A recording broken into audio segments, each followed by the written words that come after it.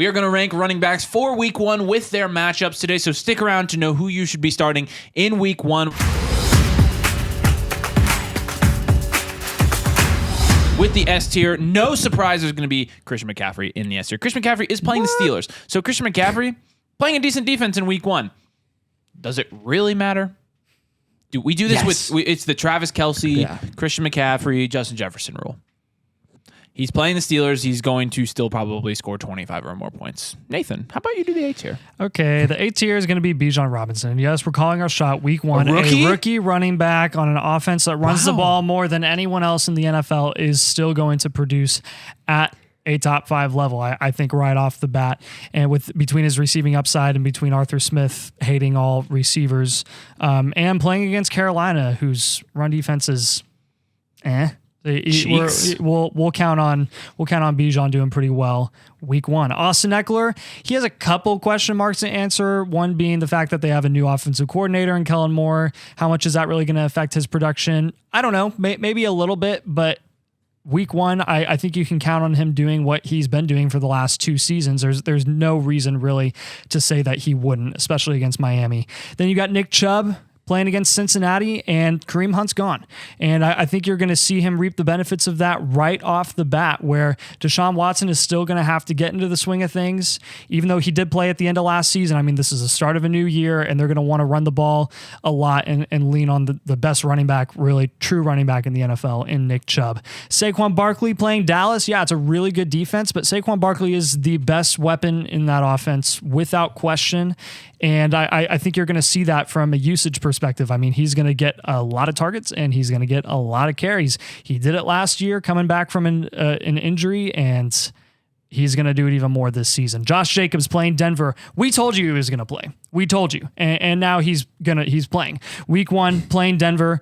Denver has actually a kind of an underrated defense going into the year, and Sean Payton's a good coach, like an actual head coach. So I think Denver is kind of flying under the radar. They'll have a solid defense, but I think that could take a few weeks for them to really implement that new system. And I think Jacobs could reap the benefits of that week 1, where they're still trying to get things figured out. He's got a really, really solid, really safe floor, especially with Jimmy Garoppolo at quarterback. Heading up the B tier, we have Joe Mixon. We do know who he's playing for. He's playing for the Bengals, their top offense. Joe Mixon last year, yes, he was underwhelming, but he's been a running back 1 pretty much week in and week out for the last 4 seasons. We expect him to continue to do the same because Chase Brown was drafted in the 6th round. So Joe Mixon, you feel really good about plugging him in here. Even though he's going up against Cleveland, they have a good defense. Joe Mixon, we already said it. He's playing with Joe Burrow. Good offense. Aaron Jones, however, we have him a lot higher than you may have expected. He's playing against the Bears. The reason why we have him so high is because this is the first season Jordan Love is going to be a starting quarterback. And so with Jordan Love, as he's having his growing pains, we really do expect Aaron Jones to carry a bulk of that offense on his back. Next year we have Tony Pollard, and there's going to be complaints that we have. Why Tony is he Pollard not so in low. the S tier? But here's what I'll say: we have Tony Pollard as a running back 10 this week, so as running back 10, you're starting him no matter what, right? So why does it matter where we rank him? Doesn't really matter. You should be starting Tony Pollard. Let's start Tony Pollard. Don't think about it. We don't love Tony Pollard, but he's definitely startable no matter what, because at worst, he's your running back 2. Behind him, we have Derrick Henry. We all know who Derrick Henry is. We all know what he can bring.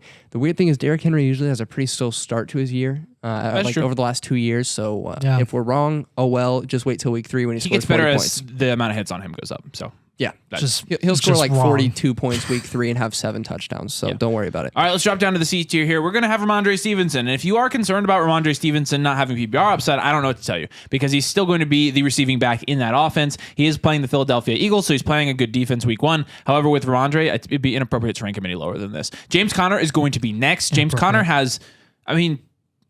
James Conner could finish anywhere from the A tier to the C tier on this list, honestly. Yep. You saw what he did last year when Kyler was out. He had 20 points per game. We're going to stick to our rankings here, but James Conner has a lot of upside this year. So does Najee Harris. Najee Harris playing the San Francisco 49ers, and we expect him to be better this year, not being injured, but also getting a little bit more receiving work out of the backfield with an improved Kenny Pickett and some improved decision-making. I think Najee Harris will have a better year than people think. We like him this year, and we like him in week 1 as well. Travis Etienne is playing the Colts, so that probably props his stock up alone. The arrow's pointing up for him. Arrow up. We definitely got the eyes on him. Eye emoji. Wink, wink. I mean, it's A double wink there. it's a wink, wink. Travis Etienne. I mean, he's playing the Colts defense. Like, who knows you what would Tank start Bigsby any is. running back against the Colts defense, right? Exactly. Oh, yeah. It's like the Rams and the Cardinals and the Colts. Like, start whoever's playing them. Ooh, interesting that we're ranking Brees ahead of Yes. Dalvin for week 1, but we're going to rank Brees here because I can't answer that one. You got to give this one. You got it. Yeah. I can't do this one. I mean, I think Brees is still Is explosive. week one? Ah, yeah, this is week 1. Okay. Here's my. We saw what Brees Hall did last year, even Yeah. sharing a backfield with Michael Carter. We saw him come out in the beginning of the year, get a load of receptions. Really, whether he was getting a bulk of the carries or not, I think he's going to be efficient with whatever workload he has. And it's going to be. I'm curious to see who gets the red zone touches, especially towards the beginning of the year when he's hurt. Wouldn't be surprised if it's Dalvin, but for now, I'm gonna go with the younger player, the hot hand, the guy they invested more heavily in. So I think I would switch Brees and Dalvin on this list, honestly. Like, Yeah, I would too. Do so it. 2 out of 3 of us will make this adjustment on the video, but 2 out of 3 of us are going to take Dalvin here and Brees at the bottom. We had it flipped, so we'll see. Javonte Williams is going to be here. He's playing the Raiders. This is risky. I mean, Javonte's still going to be risky, even though they say he's absolutely 100% because he is coming off an ACL, and you have not only the full season statistics of running backs the year they come off an ACL. It doesn't always turn out bad, but a lot of times it does. But especially the first week, like you remember the first week J.K. Dobbins played. I mean, he was like, he would have been faster if he were in a power chair. So with Javonte Williams, like I don't know if we should expect more or less of the same. I don't know how much Samaje Perine will be involved, but we'll put him here. We'll be kind of conservative with it. Obviously, he has a lot of upside this year, but get Kenny the D's Walker. tier. Kenny Walker is going to be at the top of the D's tier, playing the higher. LA Rams, and the LA Rams are going nowhere but down. So I think as long as Kenny Walker is fully healthy going into week 1, you've got to count on him being the more experienced running back, getting the primary workload Charbonnet's a rookie. at the start since Charbonnet is a rookie. This again is week 1. You'll see probably these is rankings Bijan. change significantly as the season progresses. Yeah, the difference is Bijan is freaking elite. And drafted at 108. Yeah, Jahmyr Gibbs, top 12 NFL pick, playing on a powerhouse offense with Detroit. And yeah, they're playing Kansas City week 1, but I mean, if you were to pick an upset week 1 where anything happens, I mean, Detroit could be that team that has an upset and where Gibbs could really ball out. We're really wanting to see a lot of receiving upside from Jahmyr Gibbs, and I think he'll get more carries than people anticipate. I mean, a lot of people are anticipating 5 or less. I'm like, are you kidding me? What do you think they drafted him for? Like to not use him? He's going to get more than 6 carries in a game. He's Franchise wildly guy. Oh, efficient. sorry. 5 with is that. about how many points Michael Mayer and Dalton Kincaid are going to score. Yeah, exactly. J.K. Dobbins. we'll see. J.K. Dobbins has plenty of questions. Again, kind of the same thing as Javonte. How is he really going to look? Is he finally going to fully recover from his devastating ACL injury 2 years ago? Well, I mean, of all the times for him to come back, this would be the week 1, where they're playing the Houston freaking Texans. Who do they have there? I mean, who? Will Anderson. I don't know. Will Anderson. He's a rookie. I mean, he probably could wreck a game by himself. Honestly, he is so good, but Week- he's week not 1 as a going rookie. to like. Week 1 as a rookie, I doubt it. Rashad White playing Minnesota. Minnesota's defense is garbage, so we're going to have him in this D tier. He has some receiving upside, and honestly, you could legitimately see Sean Tucker eat into that workload a little bit, but we're going to count on Rashad White getting the bulk of the carries as the experience back in that offense And there all now the that Leonard Fournette receptions. is gone, and all of the receptions. Miles Sanders playing Atlanta. I think you can make an argument, honestly, for Sanders to be higher than this because of his bell cow workload that he's going to get with Carolina. Yeah, he's not the most efficient back. Yeah, he's not the best running back. He's coming off an injury. He's coming off a bit of an injury, and he has a very high floor. So I don't really know what you could count on from a ceiling perspective, but he's pretty solid here in this D tier. Cam Akers, I mean, he can put up 30 points. He can put up -2 points, and you don't really know. But possible. at the beginning of the season, he's not a with- rookie, with so we've the got him Rams, ranked here. right? He's not a rookie, and when you see Cam Akers playing in an offense that's already totally depleted and absolutely horrible, like McVay could just use the crap out of him at the beginning of the season until he gets hurt again or sucks. So, playing Seattle. And now in the F, or as you might say, the L tier, we have Alexander Madison. No one says that. Alexander Madison obviously taking over for Dalvin Cook.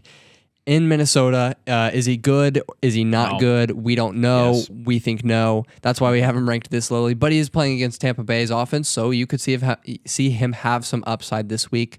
And he will almost certainly be getting the bulk of the carries, kind of insert the same argument that we had with Miles Sanders and Cam Akers here. Yep. Behind him, we have Dameon Pierce. Dameon Pierce, same thing. He's probably going to get all the carries in that offense.